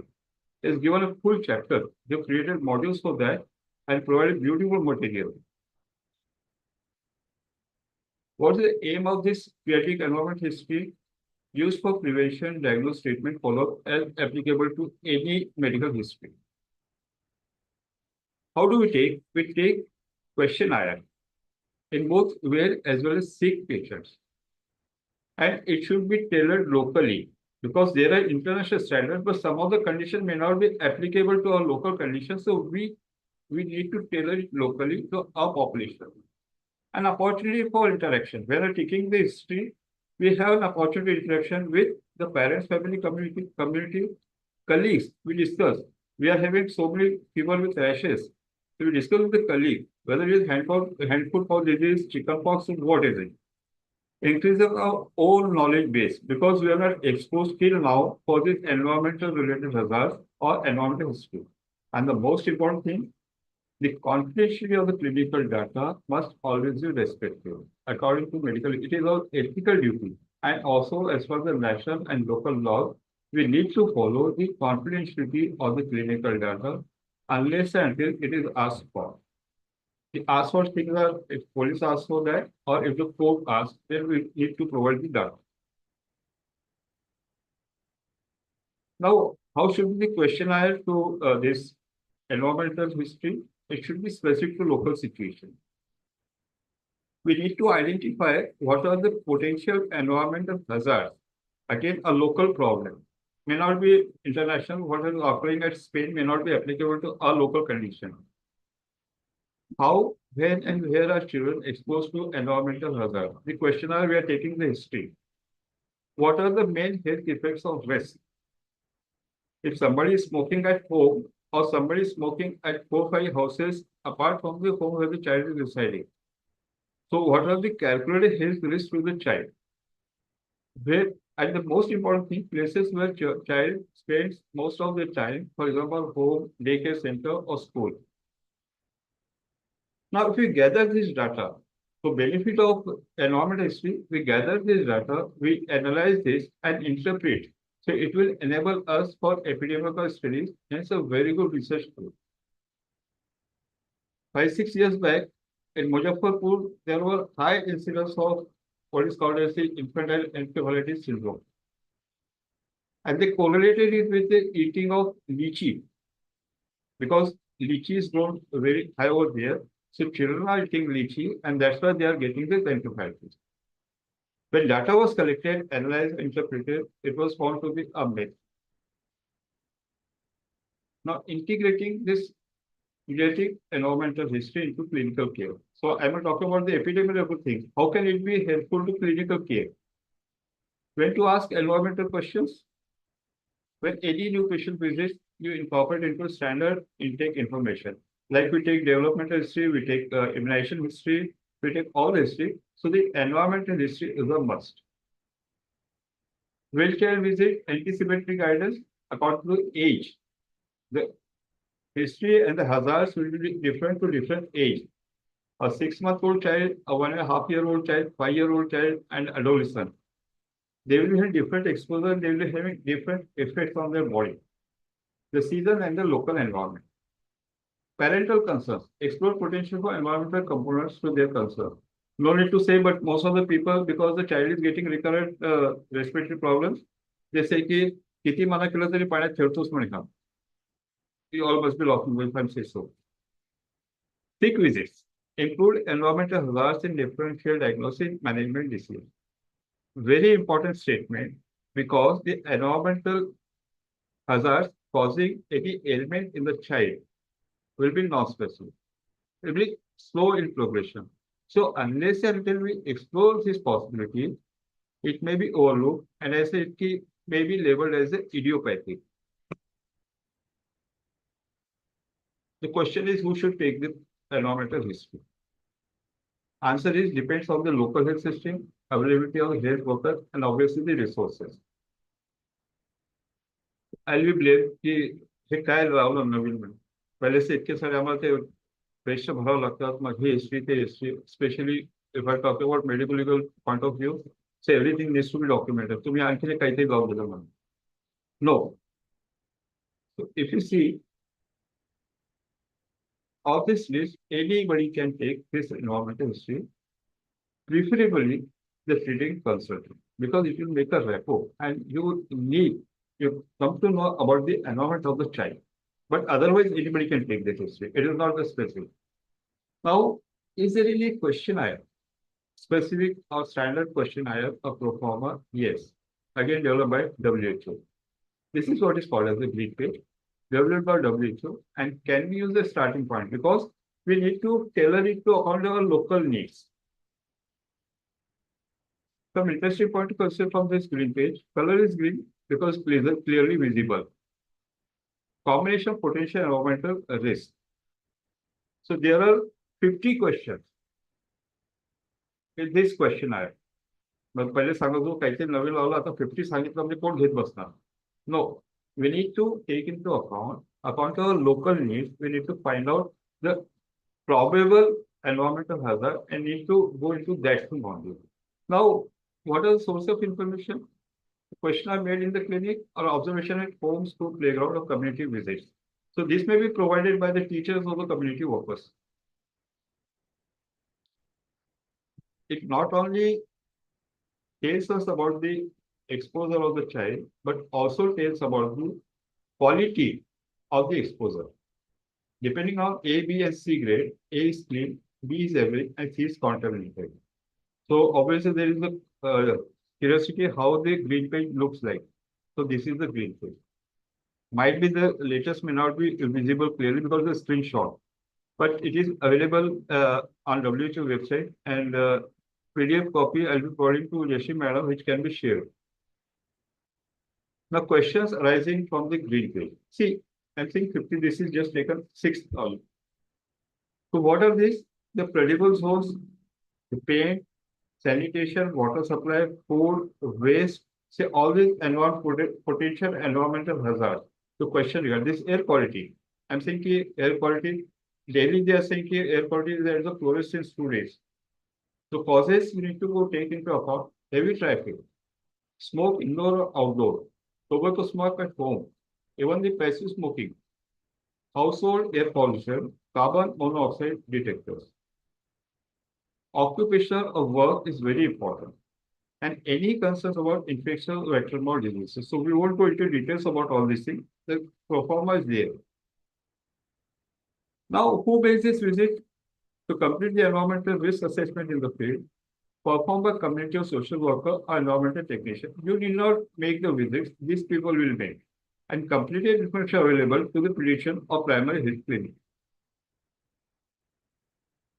To gather information for risk assessment of the child's environment.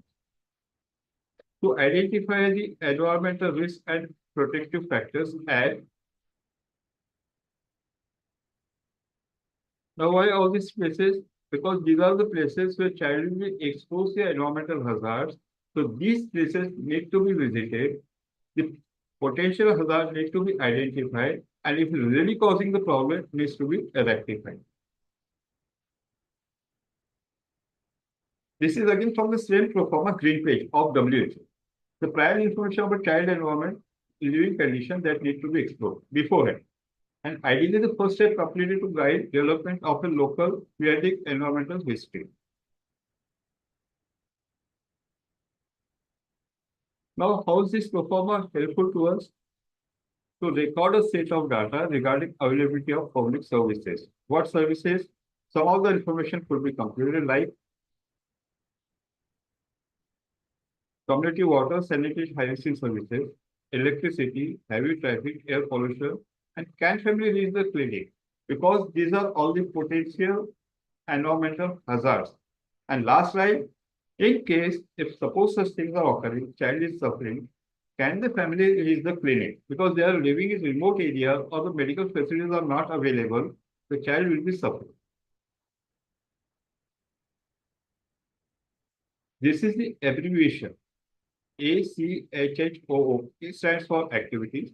C for the community where the child is playing or doing the work. Household conditions.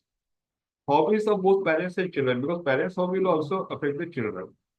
Occupation, both parents and children. Oral behavior. So the abbreviation is ACHO or ACHHOO. It is also useful when most common causes of any given conditions are ruled out. See, most important statement. Leaving uncertainty on how to proceed with the diagnosis and treatment plan. Child is suffering, we have ruled out all the possible causes, by clinical examination, by available investigation, still we are reaching to the conclusion we need to explore from this environmental point of view, and his evaluation is helpful. So before accepting something as idiopathic, all avenues, including environmental exposure and condition, should be thoroughly explored. So that shows the significance and importance of environmental history. But then, why don't we go into details and taking this environmental history? Probably we don't know. We are not aware. Lack of information on environmental health issues. Overstretched health facilities. Last 2 months, everybody was having heavy OPDs indoors because of the epidemic. Lack of personal resources. The registers, they say you need to have qualified staff. Although we are short of staff, on top of it, you are saying such things are to be done by the staff. So it's not possible. So resources are limited. Lack of financial reimbursement. If we go into such activities, what additional financial advantage do we get? And limited time available for pediatric consultations, feeling ineffective. So even if you take all this history and everything, what is the use? All these are the myths. These are the mental obstacles to the use of environmental history. Now, if you think that the time and resources are limitations, you don't have any time. So saving time, you can raise the awareness in waiting areas, put all the posters, literature, information book, make your clinic trained. It should be environmental friendly, eco-friendly. There should not be plastic. Don't use any plastic. No plastic bottles. Empower the staff. Train the front staff less personal. She will take the history. And you also make a habit of asking the environmental related questions, especially the second-hand smoke, drinking water source. We treat only the diarrhea. We treat only the symptoms. We don't explore the thing in details. Now, what are the problems with the clinician for going into detail in environmental history? And how can we rectify this? Getting updated. Like Jayashree Madam has organized this webinar, so we are having a discussion about the topic. You diagnose and treat, you get more interested. Go for the research and publish your data. Community, we have our group of clinicians where we discuss all these things and we come out with the community-based solution. Educate. Educate whom? First you get educated yourself, educate the patients and families, colleagues and students. And provide good role model you yourself, because everybody of has the experience. So you are role model to the children. So now become a good role model, an eco-friendly role model to children. If you see any plastic wrapper lying on the ground on the floor, you take it out. See, you alone are doing the things, 10 people will follow you, especially your child population. They do follow you. Now, having said these things, now really, do we find this environmental history useful, especially in clinical setting? We have got 2 cases. Baby Nisha, 1 month old, was coming from farming community, rural area, was breastfed from birth with and also supplemented formula. Mother noticed ocular blue colors in nails and fingertips. She was taken to the pediatrician, who found Nisha was healthy and normal, and this blue coloration was attributed to acrocyanosis. What happened? Her mother noticed that she is not thriving, not gaining weight, though it is due to breastfeeding, because I'm feeding the child breastfeeding, so she's not gaining weight, so no, she's strong. Transition to more powder-based formula mixed with tap water. Nisha developed progressive vomiting and diarrhea at 2 months, breastfeed discontinued. But she was totally on formula feed. Unfortunately, Nisha died at 2.5 months old. Do I need to repeat? No. Now what happened? In this case, the family drinking water from a private well because she was preparing like former feed. What was the potential risk of drinking water from private wells? Unfortunately, because I'm not seeing the faces there, I'm sharing the screen. Otherwise, this would have been a discussion. a dialogue rather than I'm telling the things. You could have also said the things. So okay, and that too at the last hour, so it becomes cumbersome for our audience also. So private wells are shallow and they are permeable to all the risk of chemical and microbial contamination. We need to check the wells routinely for water quality, but these wells they don't undergo such testing. The well water was contaminated with artificial fertilizer. Upon testing, the family well was found to have nitrate level 15 times higher than the national standard. The water was containing 15 times more. So what was Nisha suffering from? No, again, I won't have any access to the answer by the. So Nisha was misdiagnosed with ectocyanosis. She really was suffering from hemoglobin. We all know that it has got high affinity for oxygen. So oxygen doesn't get released at the peripheral tissue, especially when exposed to such high levels of nitrates. The hemoglobin they get accumulated, and child really was suffering from hemoglobin, was misdiagnosed. Hence, child could not survive. So if we take this history, now what are the measures we need to do? So primary prevention is the counseling. Secondary prevention is about the mother concern. Are there any red flags? Because mother was concerned, the child was having bluish discoloration of the fingers. And we thought it could be because of the exposure to cold, maybe acrocyanosis. There's a second case, Nishant, 8-year-old boy, complaining of morning headache, weakness, loss of interest in school for several weeks. In the morning and better in the afternoon at school. Mother was carrying for 2 months. She was 2 months pregnant. She also had morning sickness, vomiting, headache, fatigue, and irritability. When taken to the approach, he was found to be normal, having normal vital signs. Growth was perfectly normal. Apart from mild congestion, sleepiness, and benign past medical history, there was no any significant past history.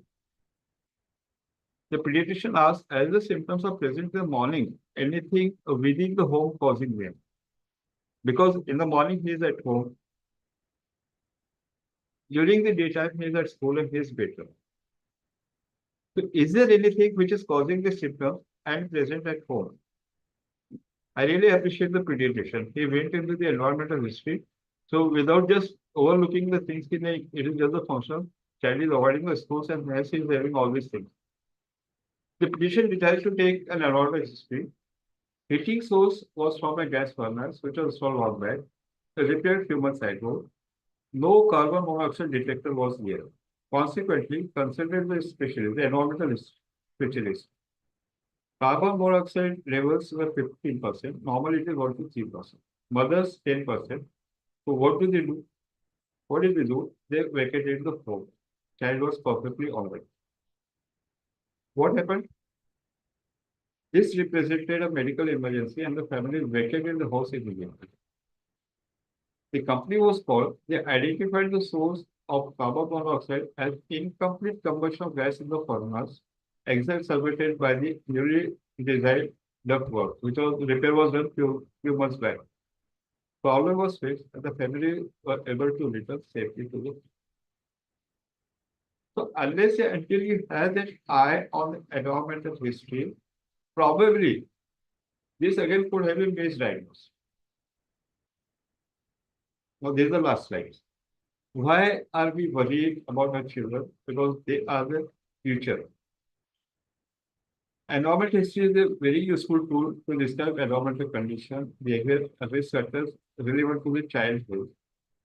This information is important to educate families, promotion, prevention, and environment-related diseases in the children. For consultants also, it is useful to identify, assess, and follow children. And it should be an integral part of every medical encounter throughout a child's growth and development. It should be a routine habit. We should ask the environment history, let it be normal. Let there be no environmental hazard to the child, but let it be a routine practice.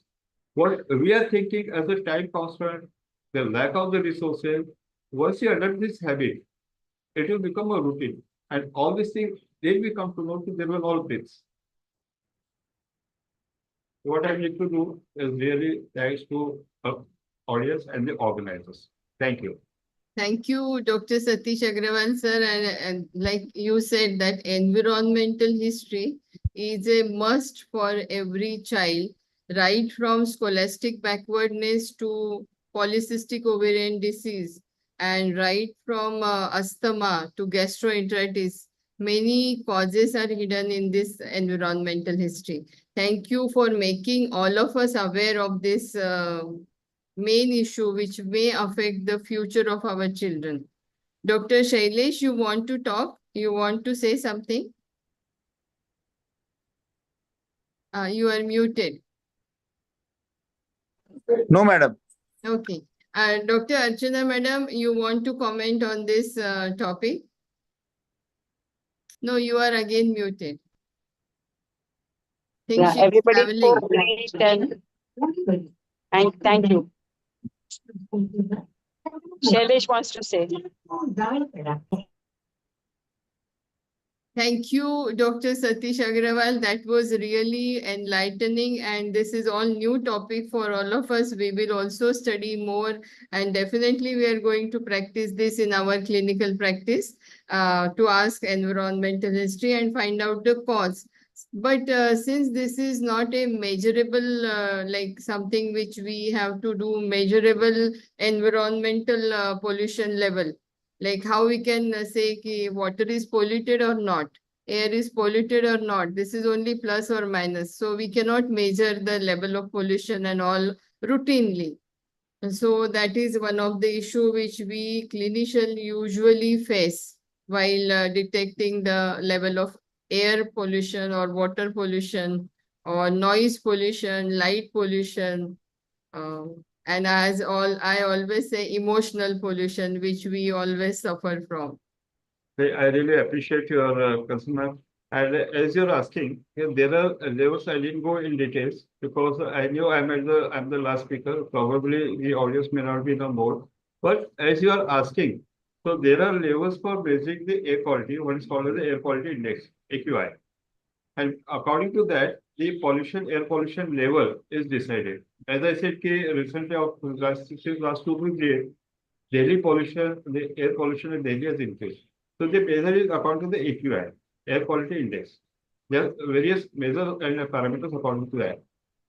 You are asking about the water quality. Again, there are various parameters depending upon which whether water is polluted or not can be determined. It can be polluted in chemical sense, in the biological sense, and in the what is called as the biochemical sense. So all these parameters they are available. You said very rightly, all these are epidemiological or done at scientific level, but for we clinician, whether we can do it, probably answer is no. But depending on that's what I was saying repeatedly, it depends on the local needs. You need to identify the places where the fluoride level is high in water. So we anticipate the fluoride is bound to occur over there. So we need to apply all those preventive measures over there. So that is why this WHO provides a standard proforma, but we need to tailor it according to our local needs and local problems, environmental problems which we are facing. Probably I could answer your question. Yes, sir. Thank you so much. And local environmental pollution is different. So is local epidemiology is different. And every month we discuss about the local epidemiology, the trend of diseases, the level of infection, and the way we treat it in our monthly CME. And I request Dr. Anjali Gokarna madam and Dr. Anuradha Palwankar madam to talk about this local epidemiology. Dr. Anuradha? But ma'am, before they talk, let me congratulate you for still so much audience is present over here, which usually we don't see. When physical meetings have started, so all these things on online, it's really hats off to you and congratulations to you. I'm very, Thank you, sir. But that is because of the interesting cases Dr. Shailesh Bharat has presented and the valuable speaker you have. We have today as you as a esteemed faculty. So thank you so much for this wonderful way of telling us about the environmental pollution. And I think, Madam, Archana, Madam, you are there. Like, can we discuss about the epidemiology now? Hello, Dr. Shailesh Bharat, you want to talk about the epidemiology of Palghar? Madam, there is lot of hand foot mouth disease which is going on now. There is viral pneumonia. Almost 80 to 90% of our admissions are viral pneumonia. Bronchiolitis is still going. Otherwise, there are no major illnesses, at least the environmental or anything like that. These are the three basic things are there. So this may be again because of environmental change, like climate change. Yeah, The heat has increased. absolutely. Yeah, and the humidity is also more. So we Yeah. can say that all this viral infection is because of environmental change which we are facing. Thank you so much for today's webinar, Dr. Satish Agrawal, sir. We will definitely keep in our record the environmental history as our routine protocol. And Dr. Shailesh Bharat, you and your team, Dr. Larissa, Dr. Dhruvi, and Dr. Vaibhavi has enlightened us about many things which we may face day to day and the atypical way of dealing it and diagnosing it. Hats off to your clinical acumen. Thank you, Dr. Archana Joshi, Thank madam, you for giving us addressing all opportunity. this. And thank you, Dr. Anjali Gokarna, madam, to be there along with us. Thank you, all the audience who are present today. Thank you so much. Thank you, sir. Thank you. Thank you. Thank you. Happy Thank you. Deepavali to everyone. Happy Diwali. Happy Happy Diwali, Diwali. Diwali Happy to all of you. Yeah. Allow me for a second. Hello. Record